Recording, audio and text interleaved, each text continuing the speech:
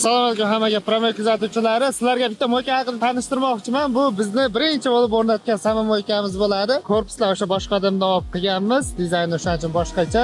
Taktilini ko'rishlari mumkin. Juda effektli zo'r. Sizlarga zimniy rejim haqida ozgina ma'lumot bermoqchiman.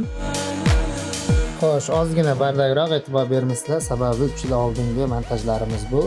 Zimniy rejim haqida qisqacha. Bu glavniy kelish turba suv bo'ladigan bo'lsa, mana krandan chiqqandan keyin bitta troynik qo'yilyapti-da, pastga troynik qo'yilyapti-da, nasosga kelyapti.